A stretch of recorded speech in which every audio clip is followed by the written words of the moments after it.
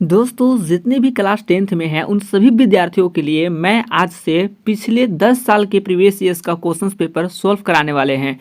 तो इसमें जितना भी क्वेश्चंस है वो पिछले 10 साल में पूछा गया है, तो इसलिए ये सारा क्वेश्चंस आप लोगों के लिए बहुत ही महत्वपूर्ण है। और आप लोगों को पता ही होगा कि ये जो क्वेश्चंस है ना, इसी में से आप लोगों को बहुत सारा क्वेश्चन मैच खाता है, यानी मेन एग्जाम में आता है। तो इस सब क्वेश्चंस आप जरूर बनाइएगा, याद करिएगा। अगर हाँ आप नए हैं तो इस चैनल को भी सब्सक्राइब कर लीजिएगा और वीडियो को भी लाइक कर दीजिएगा। तो चलिए हम लोग क्वेश्चन देखते हैं। देखिए इस क्वेश्चन में है, वाहनों के अग्रदीपों में किस दर्पण का उपयोग किया जाता है। तो वाहन के अग्रदीप में यानी आगे का जो लाइट होता है उसमें किया जाता है किसका, तो अवतल दर्पण का यूज किया जाता है, जो हेडलाइट होता है उसमें। किसी शब्दकोश के छोटे अक्षरों को पढ़ने के लिए आप किस प्रकार के लेंस का उपयोग करते हैं। छोटे अक्षर को ठीक है पढ़ने के लिए हम लोग किस लेंस का उपयोग करते हैं, तो वो उत्तल लेंस का उपयोग करते हैं। ठीक है, उत्तल लेंस का उपयोग करते हैं छोटे अक्षरों को पढ़ने के लिए। सामान्य आँख के लिए स्पष्ट दृष्टि की न्यूनतम दूरी क्या होती है।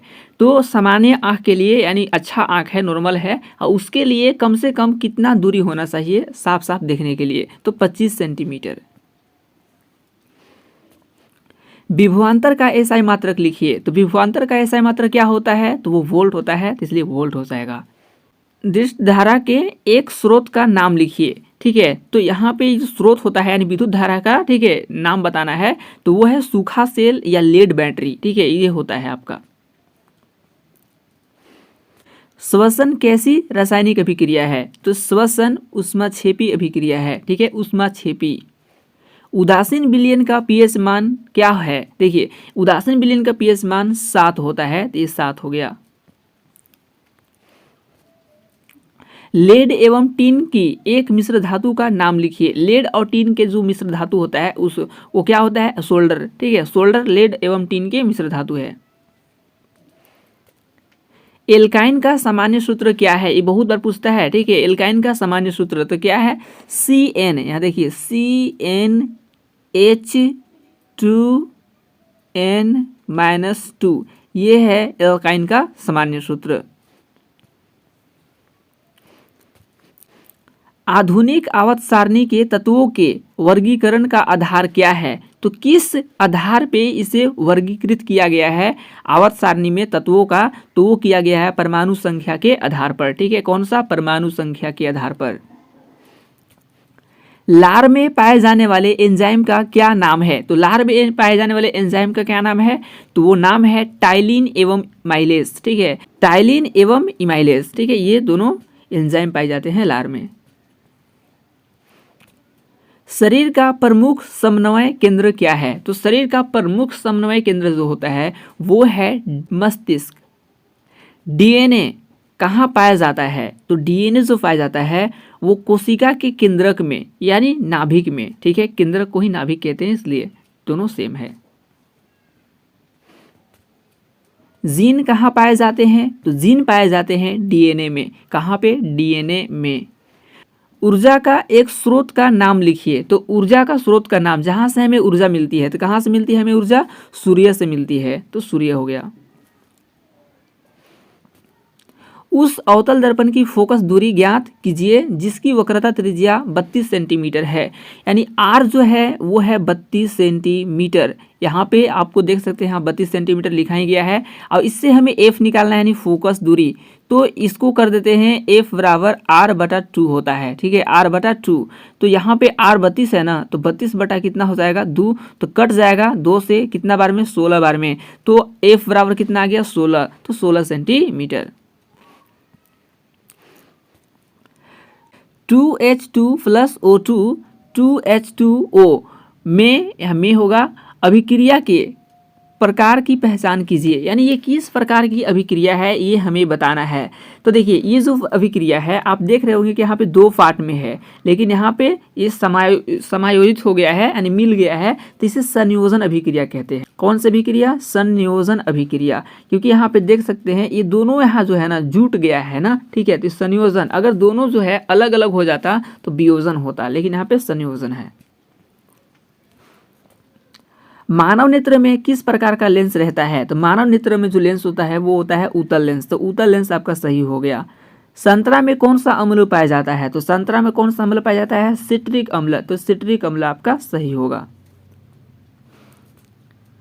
विद्युत धारा को किस यंत्र से मापा जाता है? तो विद्युत धारा को ए मीटर से मापा जाता है। कौन सा? ए मीटर से। अब विभवांतर को वोल्ट मीटर से बार बार बता रहे हैं आप लोग को, ठीक है। एक धातु का उदाहरण दीजिए। यहाँ पे धातु का होगा जो द्रव्य अवस्था में रहती है। देखिए धातु है और वो द्रव्य अवस्था में रहती है, तो कौन सा? पारा या मरकरी, ठीक है। पारा या मरकरी, यानी पारा को ही मरकरी कहते हैं। ऐसी युक्ति का नाम बताइए जो विद्युत ऊर्जा को यांत्रिक ऊर्जा में परिणत करता है। तो कौन सा ऐसी युक्ति है जो विद्युत ऊर्जा को यांत्रिक ऊर्जा में परिणत करती है? तो वो होते हैं जनरेटर। तो जनरेटर हो गया। प्रक्रियात्मक समूह COOH का नाम बताइए। तो ये क्या है? ठीक है, तो ये है कार्बोक्सिलिक अम्ल, ठीक है। ये हो गया आपका आंसर। सौर पैनल बनाने में किस धातु का उपयोग किया जाता है? तो सौर पैनल बनाने में किस धातु का उपयोग होता है? तो सिलिकॉन तथा जर्मेनियम। सिलिकॉन तथा जर्मेनियम इसका उपयोग किया जाता है सौर पैनल बनाने में। आवर्त सारणी के उदग्र स्तंभों को क्या कहते हैं? तो उदग्र स्तंभों को कहते हैं समूह। तो ये हो गया आपका सही, समूह। एकल जीव प्लाज्मोडियम में किस विधि द्वारा जनन होता है? तो यानी प्लाज्मोडियम में किस विधि द्वारा जन्म होता है? तो वो होता है बहुखंडन विधि द्वारा। कौन सा? बहुखंडन विधि द्वारा। किस हार्मोन की अधिकतम से रक्त में कैल्शियम की मात्रा अधिक बढ़ जाती है? तो वो होता है थायरोक्सिन हार्मोन के कारण, ठीक है। थायरोक्सिन हार्मोन के कारण। किसी एक उभयलिंगी जंतु का नाम लिखिए। तो यहाँ पे हम 3 गो को लिख दिए हैं, आप चाहे तो कोई भी एक लिख सकते हैं। केचुआ, तारामीन, फीताकृमि, ये सब जो है उभयलिंगी जंतु है, ठीक है। किसी स्थान की जैविक विविधता का एक आधार क्या है? तो वो है आधार स्पीसीज की संख्या, ठीक है, स्पीसीज की संख्या। वन प्रबंधन में जन भागीदारी का एक उदाहरण दीजिए। वन प्रबंधन में जन भागीदारी का, ठीक है, तो वो क्या है? तो सड़कों के किनारे पेड़ लगाना, ये एक वन प्रबंधन के जन भागीदारी का ठीक उदाहरण है। किसी शब्दकोश के छोटे अक्षरों को पढ़ने के लिए आप किस प्रकार का लेंस का उपयोग करते हैं? ये क्वेश्चन 2 बार पूछ दिया, ठीक है। तो यहाँ पे होगा आवर्धक लेंस यानी उत्तल लेंस, ठीक है, उत्तल लेंस को ही ये बोलते हैं। निम्नलिखित अभिक्रिया का नाम लिखिए, यानी ये कौन सा अभिक्रिया है, इसका नाम बताना है। तो यहाँ पे देखिए AB है, और यहाँ पे क्या AB तो है ही नहीं है, और यहाँ पे CD है, इधर भी CD नहीं है। तो हुआ क्या है कि यहाँ जो A वाला है और D ये जो है एक साथ हो गया है। यहाँ B और C यानी CB वो एक साथ हो गया है। तो इसमें हुआ क्या है, एक दूसरे को इन लोग चेंज कर दिए हैं। तो इसको कहते हैं प्रतिस्थापन अभिक्रिया। कौन सा अभिक्रिया? प्रतिस्थापन अभिक्रिया। मानव नेत्र के उस भाग का नाम लिखिए जिस पर किसी वस्तु का प्रतिबिंब बनता है। मानव नेत्र का उस भाग जिस पर किसी भी वस्तु का प्रतिबिंब बनता है, तो वो होता है रेटिना यानी दृष्टिपटल। दोनों एक ही है।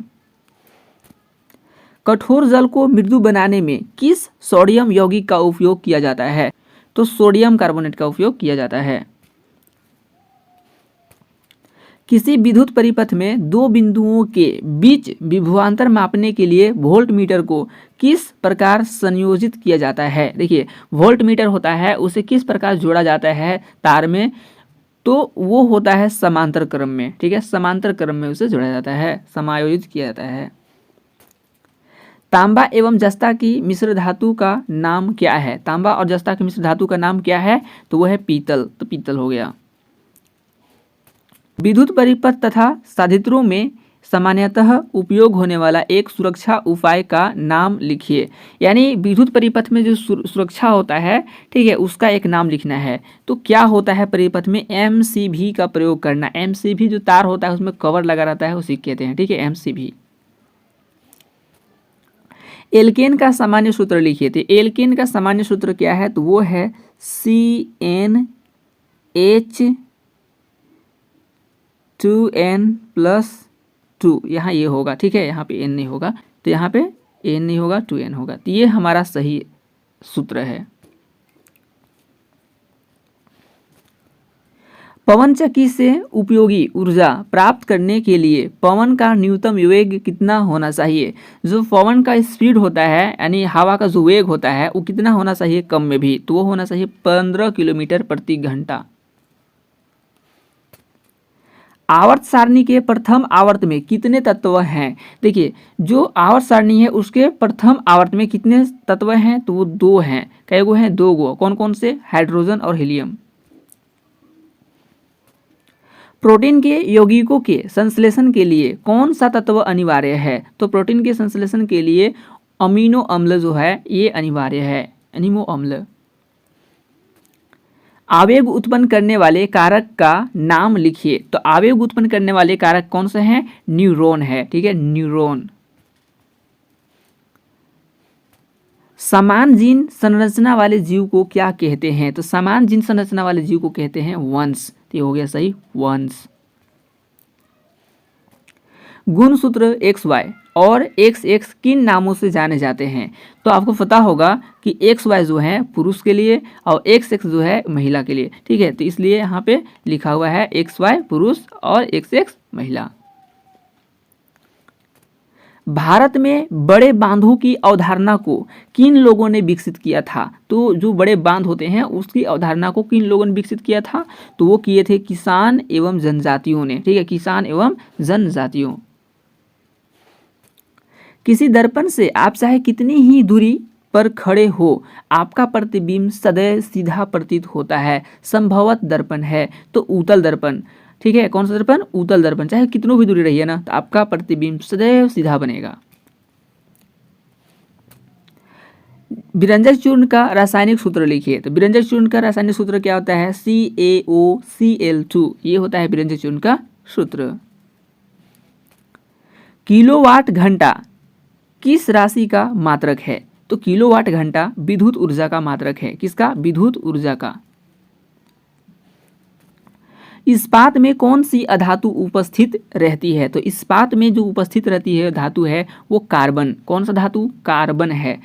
तो आज के लिए बस इतना ही। कल हम लोग आप लोगों को और भी जो प्रीवियस ईयर्स का क्वेश्चन है वो सारा क्वेश्चन आप लोगों को सोल्व कराएंगे। तो इसलिए आप इस चैनल को सब्सक्राइब जरूर करके रख लीजिएगा, ताकि आप लोगों को जब भी क्वेश्चन अपलोड करेंगे तो आप उसको देख पाएंगे और अच्छे से अच्छे नंबर एग्जाम में ला पाएंगे। तो फिर मिलेंगे नई वीडियो में, तब तक के लिए जय हिंद, जय भारत।